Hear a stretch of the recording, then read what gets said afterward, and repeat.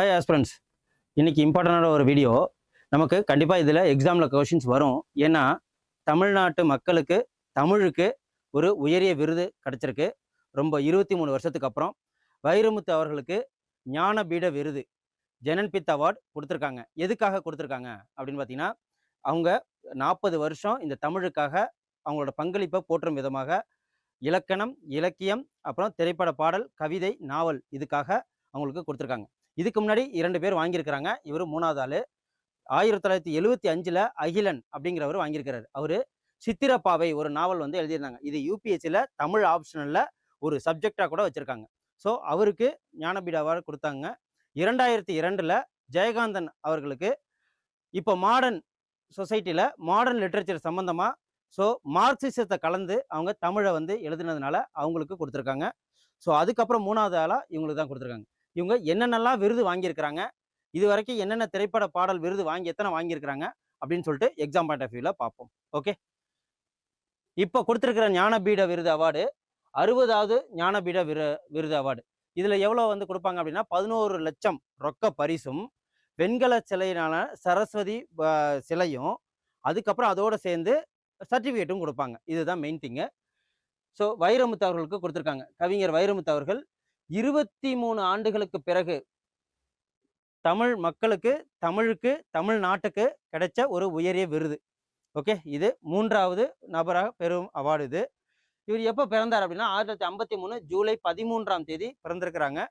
So அதுக்கப்புறம் இப்போ இதை வந்து சூஸ் பண்ணி கொடுப்பாங்க இல்லையா, அந்த அமைப்பு எப்போ ஆரம்பிச்சாங்க இந்த ஞானபீட அவார்டுனா 1944 ஞானபீட விருதுக்காக அமைப்பு ஒன்று ஆரம்பிச்சிட்டாங்க. ஸோ இப்போ இதுக்கு இதோட தலைவர் RN திவாரி. இதுலேருந்து கொஸ்டின்ஸ் கேட்கலாம், யார் வந்து சூஸ் பண்ணா, யார் தலைவராக இருந்தாங்கன்னா RN திவாரி. 37க்கும் மேற்பட்ட நூல்கள் இதுவரைக்கும் இலக்கியத்துக்காக, நாவலுக்காக, கவிதைக்காக எழுதியிருக்கிறாங்க. ஸோ இலக்கிய படைப்பு, முக்கியமான படைப்பு இது 3 என்னென்ன அப்படின்னா கள்ளிக்காட்டு இதிகாசம், கருவாச்சி காவியம், தண்ணீர் தேசம், 3ஆம் உலகப் போர். இந்த முக்கியமான படைப்பு வைரமுத்துவோட முக்கியமான படைப்பு. இதுல கள்ளிக்காட்டு இதிகாசத்துக்கு 2003 சாகித்ய அகாடமி அவார்டும் அவங்களுக்கு கிடைச்சது.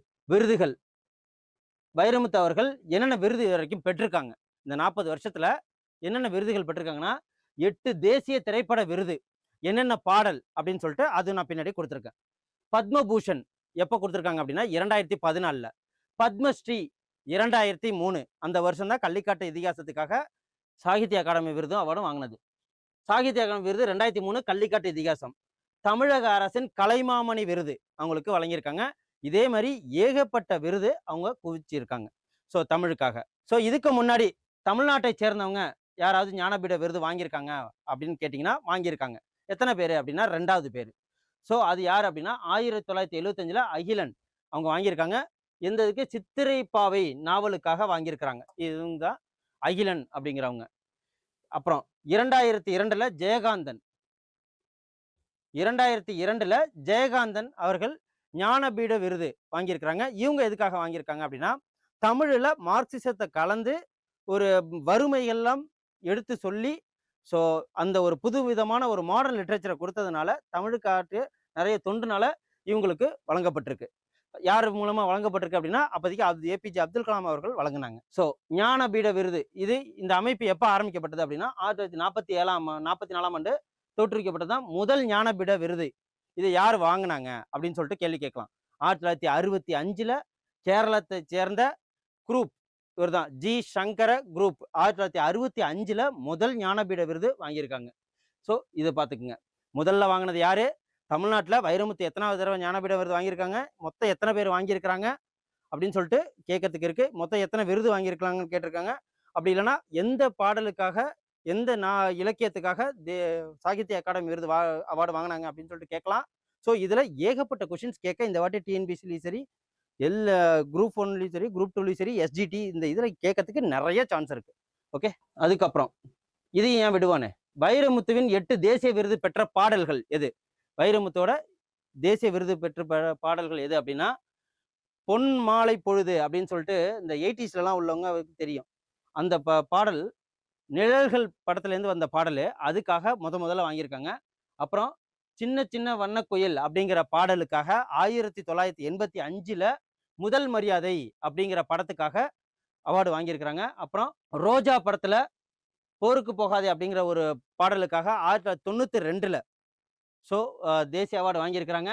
அதுக்கப்புறம் கருத்தம்மா படத்துல தாலாட்டு தூக்கத்திலே அப்படிங்கிற ஒரு பாடலுக்காக 1994ல தேசிய அவார்டு வாங்கியிருக்கிறாங்க.